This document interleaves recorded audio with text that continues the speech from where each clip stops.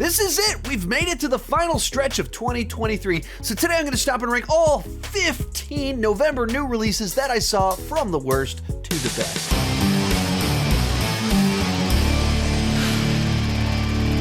Hi, my name is Sean, and I love to talk about movies and TV way too much. With that in mind, go ahead and join me down below in the comment section. Share your ranking of the November new releases that you saw. My list is not the right list, it's just my list. And I would love to see yours. As always, I don't see everything that comes out, even with a month like this where I saw a lot of new releases. There's still things I missed, even things I was interested in, like the Taika Waititi film, No Goal Wins, which has been on my most anticipated list for over 3 years now. I missed it, and there actually hasn't been much buzz surrounding it, so I haven't caught up on it yet. But if I missed something that you think I would like, let me know down below. Let's get started. Last, best Christmas ever, and this definitely isn't the best Christmas movie ever. Sorry about that, the joke was just too obvious not to make. Anyway, this is a Netflix original film, and it's a Christmas movie, as you might have been able to guess from the title. Stars Jason Biggs, Heather Graham, and Brandy, 3 big stars from the late 90s. And that's not the only thing about this movie that feels pulled from the 90s. The basic setup of the movie is that Brandy's character sends out an annual newsletter to update people on her what's going on with her family through the mail. And that's how Heather Graham finds out what she's up to, and Heather Graham becomes jealous of Brandy, and then through an accident, they end up all at the same place, and hijinks ensue. But just that basic premise, the idea that a modern family, the way that they would find out about what's going on with their friends is via annual newsletter sent through the mail, that feels pulled straight out of the 90s, as if no one in this has social media. This feels like a script that he wrote, threw on the shelf, and then they just like dug it up along with finding whatever Heather Graham, Brandy, and Jason Biggs have been up to, and just decided to make a movie out of this ancient script. That'd be fine if it was like a throwback retro Christmas movie with a goofy concept, but it just is so poorly executed, where Brandy is supposed to have the perfect life, and they literally, to do this, to represent how well things are going for her, they have her 10-year-old child is already accepted into Harvard. She has retired at like 40, super rich from something she developed. So it's like the most ridiculous, over-the-top version of the perfect life. And where they go to show that her life isn't perfect is so unbelievably manipulative and ridiculous. Then Heather Graham's character is just the most petty, jealous person the entire film that just has no humanity to her. Like, no one feels like a real person. No one behaves like we're in a reality or anything like that. And in the third act of this movie, they go testing out the solar-powered hot air balloon with that has electrical issues, and it turned just this whole ridiculous thing to try to prove Santa exists. I mean, it is just dreadful. 14, It's a Wonderful Knife. This is the latest film in the recent trend of turning hit films or classic film formulas into a slasher. So, Freaky Friday as a slasher. Happy Death Day, time loop movie as a slasher, or even just a couple months back, Totally Killer, Back to the Future as a slasher. I have enjoyed all the other movies in this genre that I have seen. I was excited to check out this one. The writer of it is actually the guy that wrote Freaky, so I went in with really high expectations, and this time we're doing It's a Wonderful Life, except as a slasher. And unfortunately, this one really didn't work for me at all on any level. The whole thing was just a pretty big disappointment. And some of that's just as simple as it's marketed as a horror comedy. When you have a title like It's a Wonderful Knife, just kind of playful, you kind of expect something from that title, and that's not what this movie delivers. I didn't even think it was trying all that hard to be funny. There weren't many laughs set up. and it takes itself really, really seriously, like the entire time. And so, like, I didn't find it fun. Even some comedic actors in here, like Joel McHale, who can be hilarious, they give him a character that is just so hard edge for most of the movie. And I don't think that that's his strength. So instead of leaning into the fact that he's really funny, they try and give him a dramatic role. And I think he overcooks it, and he's just not convincing as that character. Beyond that, the way that it's set up, like they give away who's behind all of this at the beginning of the movie. I mean, it's in the trailer too, but they're like revealing the twists and turns, so there's no intrigue. You know what's going on. Even the basis for the existential crisis, the what would the world be better if I just wasn't here? All of that, the It's a Wonderful Life stuff in this movie feels so artificial and ridiculous that it just doesn't add up. It doesn't ring true. So you end up with a movie that's, I mean, I don't really find it scary. I didn't think the kills were that. There's some kills that are okay. Some of the kills are decent, but not that they really pop out. The killer's not that memorable. It's a whodunit that's not really a whodunit because it's pretty obvious kind of what's going on in the film. The comedy's not really there, and I didn't care about the characters, the journey, or anything like that. So just none of it really worked for me. Next up, the Marvels. Now, I love the MCU. I built this channel covering the MCU. I have this brand new Marvel hoodie that I'm wearing. I only want this franchise to succeed. I only want to enjoy the movies. This just isn't it. This is not good enough. And what's so frustrating about this one, you got Iman Vellani, who I think is super charming as Miss Marvel. The scenes themselves can be superficially entertaining. They can be fun or funny. There are some that really worked for me. They got some actual laughs out of me. A couple teases for the future that I was like, oh, that's cool. I'd like to see that. But the through line tying them together and the storytelling, turning it into a movie, aren't good enough. Like, the basic setup here about a planet whose sun has burned out and a planet without water, air, or light. Like, it makes no sense what the villain's scheme is here, how any of these people survived, and even the threat that they're posing to these different other planets. They're only having 1/3 of what happened to this other planet where people still live. It doesn't make any sense. And the actual way that all of this is tied together, so obviously it's a movie duct taped together with rewrites and reshoots and tinkering in the editing room. So you took a movie that maybe there was something in here that could have worked. There's some ideas that I think maybe people would have resonated with, but you like microwaved the plot. You microwaved the script and then tried to fix it afterwards by sprinkling a bunch of spices on top of it. You didn't slow cook it. You didn't, at the early process, you didn't set up properly. You didn't set out to make a good meal. You didn't give yourself enough time to do it. And you tried to microwave it and just save it afterwards.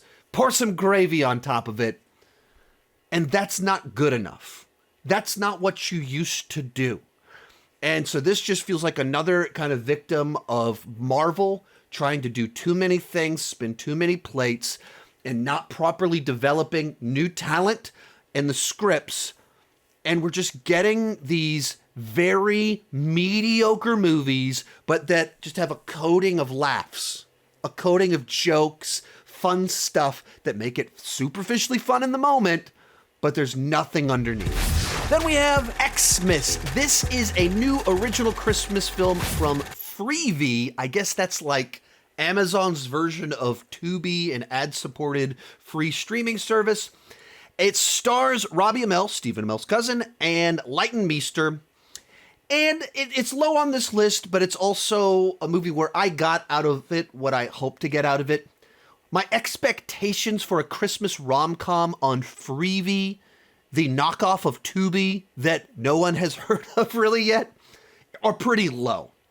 And It's like just a kind of classic throwback rom-com sort of film. One of these premises that pulls two people together that don't want to be around each other, where these two people dated for years, they broke up. Robbie wasn't planning on going to his family Christmas, but his family likes his ex, so they invite her to come since he wasn't going to be there, and then he shows up anyway, and you get the concept here. They're trying to drive the other person away to win rights to be at family holidays, but you can also probably predict what's going to happen throughout the rest of the film and all of that fun stuff. It's cute enough, it's charming enough. As a freebie original, it exceeded my expectations. They were low expectations, but it exceeded them. Whereas like Best Christmas Ever, I had low expectations for it, and I was like, oh, come on, really? Xmas, I was like, yeah, just a random throw on a movie in the afternoon on a Saturday afternoon with my wife. It did its job. The leads are fun enough. There's enough little chuckles in there. Totally generic, low budget, but like a movie of the week feel in the good sense. That will not be the last time I use that phrase in this video, but if you like Christmas rom-coms, if you like the Amell Brothers or Leighton-Meester, maybe check this one out. Everyone else, there's no reason you check it out, but like just passable enough. 11, Wish, and it is so frustrating that this movie would be this low on this list. This is the Disney animated film they decided to put out for the Disney 100 celebration. Disney turns 100 years old. And they wanted to put out an animated film that is a tribute to their animation studio's legacy. So it's a movie that overtly is trying to play homage to all of the tropes, not even just the tropes of their films, but also direct references, Easter eggs, all of this stuff.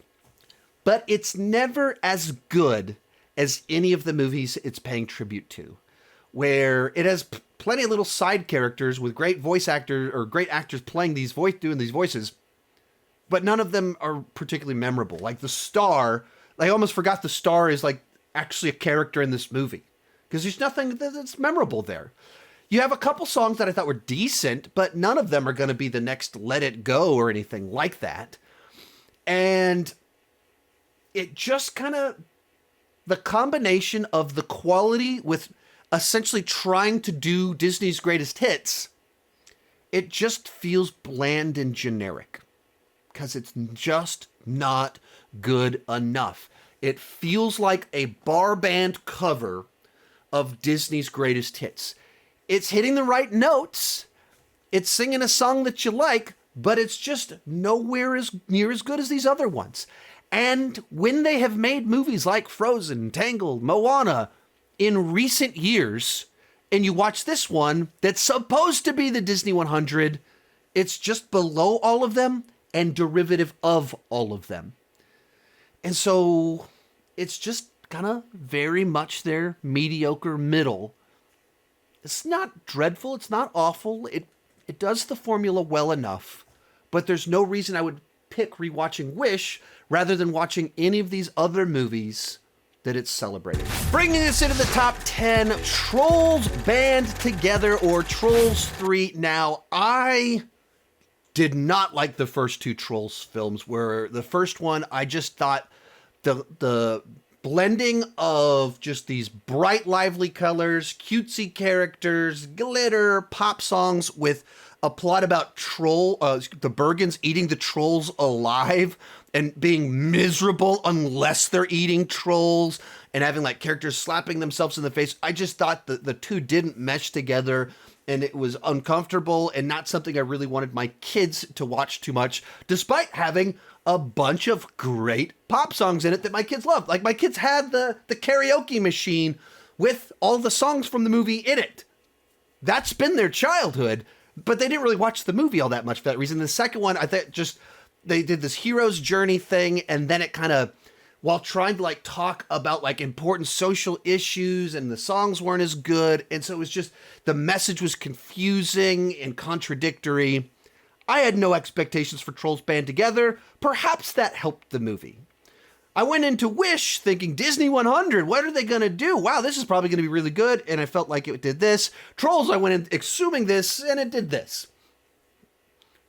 Well, time will tell which one of these movies actually stands out to me, but I like Trolls 3 significantly more than Trolls 1 and 2, and I left pleasantly surprised. It's still a Trolls movie, it's still immature, there's still stuff in there I'm not crazy about, but I think they softened off the harsher edges I didn't like about the first two, is more coherent, the ideas about family were clearer, and because it's playing off kind of these boy bands that have been popular throughout my lifetime, there's a lot of little fun little bits in there and references and characters like saying a whole paragraph that's just listing off boy band names. And it was clever. And some other things like that that just put a smile on my face. So finally a Trolls movie that I'm not like trying to get my kids to stay away from, which is good because Karis really likes Poppy. 9, Genie. Now this one was a real surprise to me. I had not heard a single thing about this movie. I opened up Peacock and apparently there was some new Melissa McCarthy movie where she plays a genie. And so we watched the trailer and it looked kind of cute enough. And during the trailer, it said from Richard Curtis, the writer of Love Actually and several other films. It was like, there's a new Christmas movie starring Melissa McCarthy from the creator of Love Actually. And there's been no promotion, no talk about this film. And it was pretty enjoyable. To use the phrase I used earlier, this feels like a solid movie of the week. Very clearly low budget. They weren't trying to be super ambitious. They knew the movie they were making. They knew their target audience. It's like a feel-good Christmas movie. It's kind of a more wholesome Melissa McCarthy, not kind of her more crass, ranting, angry. She's not that character in this. It's a little bit of fish out of water, trying to help a guy that kind of has lost his way a little bit, doing a bit of the Aladdin formula, except in New York City. And it's a movie that's only trying to be a single, and I think it's a single. It does exactly that. This is like when I say movie of the week, I go, that movie of the week doesn't have to be a bad thing, just like a movie that sets the bar low. It's just trying to be a charming movie that has some solid laughs, makes you feel good, unassuming, and it does that. There's some cliches, it's predictable, you know where this movie's going as soon as it starts, but it's enjoyable for its target audience. And it's not one of these movies that's trying to like way overblowing the budget, trying to throw way too much in there. It knows its lane and it sticks to it. So this, when I think of like a weekly streaming original, this is kind of what I want them to be. This one did its job. Then we have Sly. This is a Netflix documentary about the life of Sylvester Stallone, which he participated in, Arnold participated in, and a bunch of the actors that he has worked with throughout the years also joined in, as well as his brother. And I've said it many times before, Stallone's my favorite actor, Rocky's my favorite movie character of all time, and then, of course, a bunch of his other movies I have thoroughly enjoyed. But he's also one of these guys that just has just like a great story. Both Stallone and Schwarzenegger have pretty amazing origin stories of how they became big, gigantic movie stars, and both of them had Netflix documentaries made about them this year. The Schwarzenegger one is a lot better than the Stallone one, simply because it was 3 parts, 3-hour-long segments. Schwarzenegger as a bodybuilder, him as an actor, him later in life as a politician. And so then it was twice as long, and he had kind of 3 careers, and it dives into all of that. So it's just more time for it to really pop. This one's only about 90 minutes long, so you get his great origin story. But I mean, I think like 2/3 of the movie covers through like Rocky in the early days after Rocky, and then it covers the last 40 years or 30 years or something like that very quickly. And so it doesn't dive into some things that I think could have been more interesting there. But if you're a Stallone fan, you have to check this one out. He does have an interesting story when you just kind of realize kind of where he came from, the shots that he took, that he was this guy that took his shot. He had his Rocky moment, and it was Rocky, and it paid off. And then he kind of kept going back to that as part of that journey that he was on, that he poured into the Rocky character. And you get a lot of that in there. So if you like Stallone, you should check it out. It's not as comprehensive as I would have liked. I wish they would have done for him what they did with Schwarzenegger, but it's because he didn't have the 3 careers, there's not quite as much to dive into, so maybe that's why they didn't do it, but it's just a little thinner than I would have hoped, but still worth checking. Next up, Napoleon, and this is a frustrating one. There's actually quite a few frustrating movies on this list where they weren't as good as they should have been. They weren't as good as they could have been. They weren't as good as their budget kind of demanded that they needed to be. And that's the case with Napoleon, where you have the director of Gladiator reteaming with one of the stars of Gladiator to make another historic, epic war film with spectacular visuals, $200 million budget. And we're making a movie about one of the more interesting people of the last several hundred years. You got Vanessa Kirby thrown in there. They cut some very cool trailers. And the movie's parts are far greater than the whole. And the parts, the scenes themselves, the performances are good enough that I think it's a good movie, but it should be a great movie. But they never found the through line. So it feels like we're just kind of doing Napoleon greatest hits. Feels like we're montaging through these little episodes of his life. And the episodes are cool. They can be funny in a way that's very unexpected. The battles are just spectacular on what they look like. But it doesn't pick any one through line. It doesn't pick any one theme. It doesn't pick any one idea to really explore and dive into. So you watch through the movie and you don't feel like you really understand him still. You're just like, well, that was a weird guy that was really successful.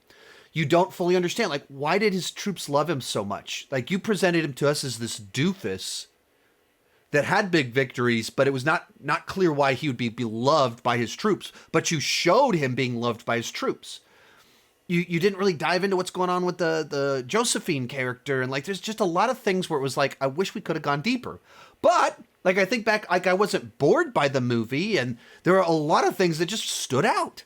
And that's the frustration, where a movie that individual scenes are so good, so powerful, but that you wish they could have just, whether it needed to cover half as much time or just say, we're really about this, and we're not going to dive into so many of these other little rabbit trails. We're just going to pick this and really explore it. I wish they could have done that and pulled it together tighter into a more focused film on a narrative or a theme. 6, Tiger 3. This is the 5th film in the YRF spy universe. It is a Bollywood film. And if you didn't know, I also did rank the YRF films. But over the last year, my wife and I have been checking out more and more Bollywood films and Indian cinema in general. And so watched the previous movies in this franchise leading up to it. We're actually quite excited to check it out. And there was a lot in this movie that we really enjoyed. And then it kind of lost us in several of the choices in the last third of the movie. And the idea of continuing our time with the 2 lead couples in it, seeing where they're at in life, enjoyed that. There's some very cool action set pieces in the film. There's, in particular, one on the bridge where Pathan shows up, and it's a cameo from one of the other characters in one of the other movies in this franchise. Very cool, fun action sequence. But like so many movies on this list, there's things that I loved, and then it was brought down by something. And in the case of this movie, there was just several different plot choices in the third act where there's a twist reveal about a character that kind of sours you on a series of events that have happened in the previous 2 movies, where you're like, wait, that guy was a jerk all you just cheapened something. Why did you do that? And then they do something with someone that was a child in the previous movie where they're trying to give him a heroic moment. And the way they did it, not the way to go. Really sat poorly with my wife and I. And what otherwise, like, I enjoyed what they did with this film by making it's both personal with the nature of the villain, but it's also very large scale. And so stakes felt real and urgent. There's a lot of good things in here, and then just some really bad choices. And so, like a lot of these movies right here, they're all kind of, I don't really know which one I like more than the other ones. Kind of all this whole like 4 through 8, they're all kind of like similar to each other in my mind. 5th place, Saltburn. This is one I actually saw a couple months back at Fantastic Fest. It was one of the secret screenings. So I went into this movie having not even seen a trailer for it, not knowing anything about the premise of the movie. A truly cold watch. I did not even know I sat down to watch the movie when I sat down in my chair. So no expectations at all for what the film was or what I would get out of it. 2 months later, having, of course, seen the movie, watched the discussion surrounding it, and having thought and thinking about it, still don't really know what I think about the movie, but I know it was mostly a positive experience, but not one that I went bananas for. This is like film Twitter, a ton of people going absolutely bananas for this film. They loved how freaky, weird, sexy in its own kind of way it goes. For me, its sexy moments were just creepy, gross moments with where this movie goes with some stuff. But it's so out there, and it keeps reinventing itself every 15 minutes, like with huge twists. You're like, oh, that's what the movie is now? Oh, that's what was really going on? All the way up until the final moments, it just keeps twisting and turning it. Did it all work together? Was it all fully cohesive for me? Not really. Did it like really impact me on this big level? Not really. Are there some amazing performances? Absolutely. Did I laugh? Yeah. Did I appreciate that it was so like shocking with how bonkers it goes with some of this stuff? Yeah, absolutely I was. But still one of those ones where I go like just sitting in it. Like maybe I need to watch it a second time just to like sort through all of my feelings, because there's so many ideas. And when you have a movie, it's tough to talk about this one without going into specifics, because even to like describe what the movie's like, you start to give away some of those twist turns. And part of what made it an interesting experience for me that kept me like, what is going on here, is I didn't know what movie I was watching when I sat down. And so I'm watching it, and I think it's about one thing for 25 minutes. And that's just like the intro to the film. Like, we're not even to Saltburn yet. Like, this is literally just the setup. And so, hopefully those of you that are going to see it will have as much of that experience as I had. Real quick before I give you my top 3, remember to join me down below in the comment section. Share your ranking of the November new releases that you saw. Also, let me know, did I miss something that you think that I would like? The movie The Holdovers, I don't actually know if it's included in the video that you're watching right now. I'm supposed to receive it today, and I almost watched it this morning, but I hadn't gotten it yet. So there's a chance that as soon as I finish watching this, I will receive it, and I'll do some reshoots and add it in here. Just kidding. We're about to get very meta. So all that stuff I just said about The Holdovers, when I recorded that, right beforehand, I checked my email, and I'd heard nothing about The Holdovers. Then I finished recording this video, all the stuff you haven't seen yet, and checked my email, and I do have The Holdovers, and I'm about to go downstairs and watch it, so it will be included in this video. But here's the fun part. That means you have a better idea about what I think about the movie than I know, because if I've already talked about it in this video, you already know what I think about it. And if I'm about to talk about it, you know that I probably really enjoyed the film.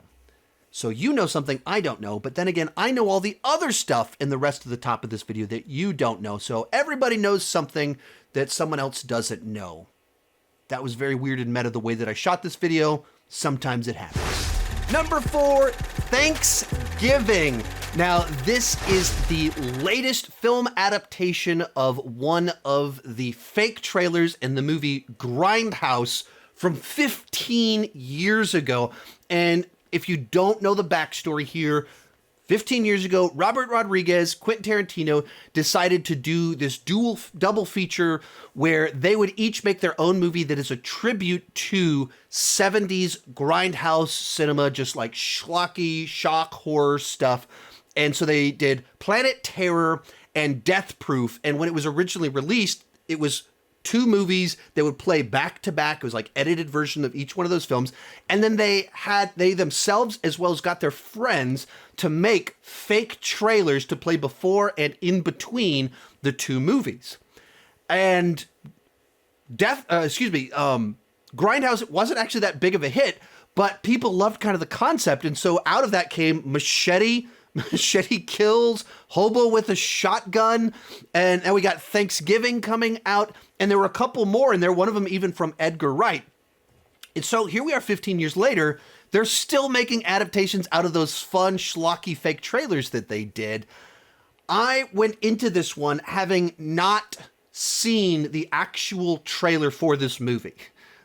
I've seen Grindhouse, and so I believe many years back I saw the original trailer that Eli Roth did for this, the fake version of it, but I went in, I didn't really know what the movie was, other than Grindhouse trailer, Eli Roth, slasher, and I had a lot of fun with this movie. It is very much my thing. It is in the vein of Scream in the sense that it is a slasher whodunit, except with a Thanksgiving skin wrapped around it, as well as with the flavor of Eli Roth rather than Kevin Williamson. So it doesn't have all the meta humor of Scream, but it has its own dark, twisted sense of humor that goes along with it. And Eli Roth is a little bit more in your face, shocking with his gore and the violence. So you get more of that in your face violence to it. The characters aren't as strong as they are in the Scream franchise. The dialogue certainly isn't as fun as you get over there, but just the extremeness of it, of the shock value of some of it, the ride itself worked for me. And I think the kills here are much more memorable, generally speaking, than what you get from the Scream franchise, because Eli Roth is good at that sort of thing. And there's just enough of a freshness to it because we have a new killer, a new setting. And so it gives me that Scream experience without being a Scream movie. So I had a lot of fun with it. It's pretty predictable. Like, you're like, oh, okay, I think I see exactly where you're going with this. I think there might be some... I need to rewatch it, but I'm not sure the logic of the final villain reveal works in light of a certain scene in the movie. But I got exactly what I wanted out of an Eli Roth slasher Thanksgiving whodunit. And I believe this is my favorite of the Grindhouse films, and that means it's better than a movie from Tarantino and a couple from Robert Rodriguez. In third, The Hunger Games, Ballad of Songbirds and Snakes. So I had zero excitement for this movie going into this month. I believe even when I did my buy or sell November new releases, I might have even sold it. I don't remember if I rented it. But at the start of the month, just my excitement level was nowhere. I barely bothered to check out the trailers, and whatever I had seen was like, okay, just more of this stuff. What are we doing here? And then I rewatched The Hunger Games, and that got me excited to actually check this one out. And then I rewatched the trailers after having just watched the movies, and I was like, I'm actually pretty excited to check out this movie by the time I had done the work to do that. So a movie, I think, where they did a really bad job of marketing their film to, build the excitement and remind people my age or 30-year-olds about the Hunger Games craze of 10 years ago. And then the movie itself, honestly, I think my biggest criticism of the film is that they should have split it in two, which is kind of ironic, kind of funny, because the vast majority of these book adaptations where they split it in two, including Mockingjay in this franchise, I've said that probably would have been better as one epic 3-hour movie rather than two 2-hour and 30-minute movies. And this, I think the story itself in the book, the way it's structured, Snow's journey is really two different stories. And they're such distinct parts, it would have worked as two films. And if you've seen the movie, you know exactly what I'm talking about. You know exactly where the break would be. There's the movie that you were expecting going into this, which is this early Hunger Games prequel with a very different character from Katniss as the person participating, but we're seeing it from the perspective of Snow when he's much younger and not nearly as bleak and twisted, but still it's in him. And when it did that, I thought it did a great job. Jason Schwartzman is our ancestor of the announcer guy. Fantastic. And it's different enough with where the tech, the aesthetic, the perspective, the scope, size, nature of the Hunger Games, that it gave me the experience that I wanted, but it was different from what it was in the previous movies. So it worked. But then you have the back half that I think is a story that could have worked on its own, but they had to rush through it because we're trying to do so much. So this movie felt too long while also feeling rushed at the same time, because that back half felt like its own story. Felt like we needed to resolve it at one point in time. We're done with the journey we were just on. Come back next year to see part 2. And I think that's what they should have done. And so this wouldn't have been rushed. They cut some stuff from the book, according to my wife. And you could have given some subplots to people. Easily could have been its own movie that would have been different. So still, I besides that, like the journey, it's worked. The different perspective worked. Giving my villain origin story to Snow that doesn't compromise him. It doesn't really portray him as like the misunderstood victim. It doesn't do anything like that. There's a darkness in him all throughout all of this, but you see how he's become so jaded and cynical in another sense. So this one worked for me. Our runner-up, The Killer. Now, as a point of reference, I gave The Killer a B+, which is a very positive score. I thoroughly enjoyed this movie. But when I see 14 movies in a month and my number one is only a B+, it was probably a movie with a lot of disappointments. And as you look back at what I discussed earlier in this video, you can see that. There were a lot of films where I was like, this was great, but I really enjoyed this, but even the number 2 on here, oh, this was really cool, but... And that is kind of the recurring theme of November for me. A lot of movies that just did something that self-sabotaged, something that held them back from being truly great. So my number 1 is only one that's very good. It's a B+ for me. Then again, there's a chance that after I film this, I'm going to see The Holdovers, and this is actually number 2. I hope that's the case, that I get one that I really love later today. Anyway, with The Killer, this is a more straightforward, streamlined story than what you normally get from David Fincher. And I kind of like that not everything needs to be swinging for the fences, super complex. It's a return to kind of a more streamlined, linear journey about this hitman, that a job goes wrong and he's trying to clean up the mess. And it puts us very much in his perspective, in his mind. And because of that, with the voiceover that it's doing and the way this guy views the world, it actually reminded me a good bit of American Psycho.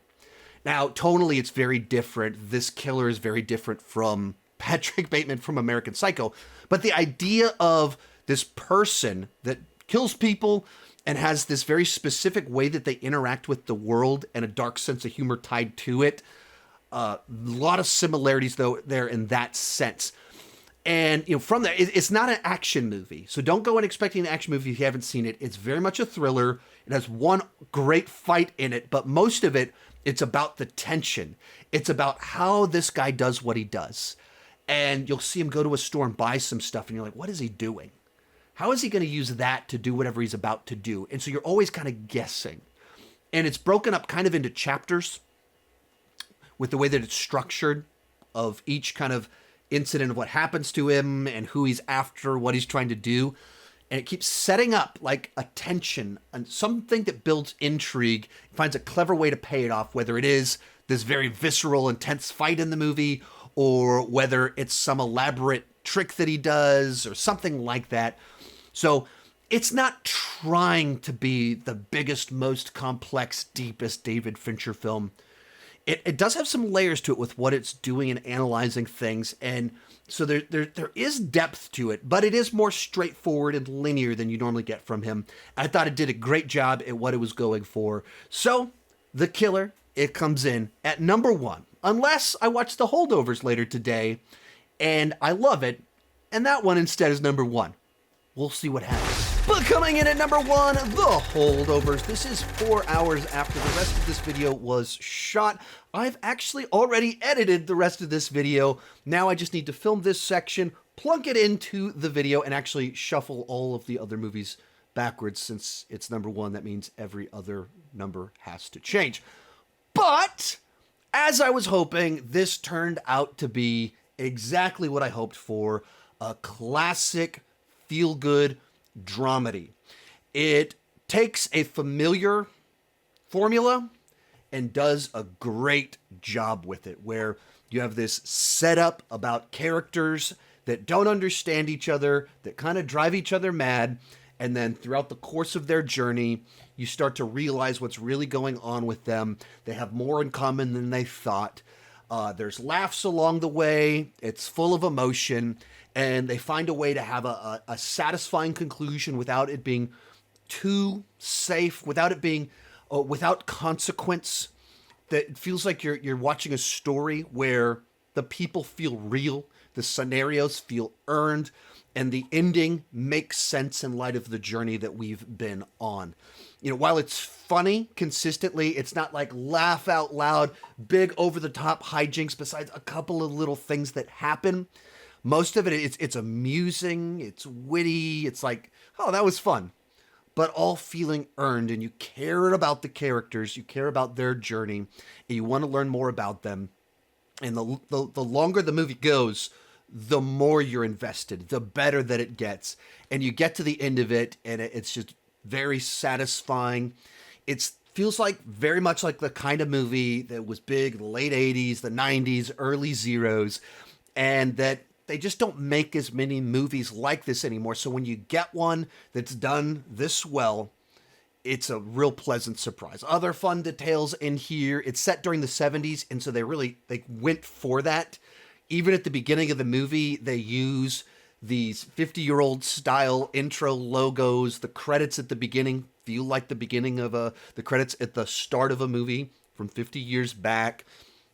The color scheme, the score, all of it designed to take you back to a time and place and feel separate from so many movies that come out today. Paul Giamatti, of course, is always great, and he's like made a career out of playing this type of character, and he's great at it because he can be cranky, he can be funny, but then he can be convincing. Like he pulls it off not just as the stereotype, not as just this one-dimensional angry guy, but as a person that has forgotten how to connect with people. And that's so much what this movie's about, is that people that are deeply lonely, surrounded by other lonely people, and those lonely people realizing that and helping each of them in their own way. So totally dug it. Go check it out. It is like a classic feel-good holiday dramedy. Comes in at number 1. If you enjoyed this video, I've talked about a lot of these movies with full reviews. You can check those out right over here in this playlist. Thank you so much for watching, and keep talking movies and TV to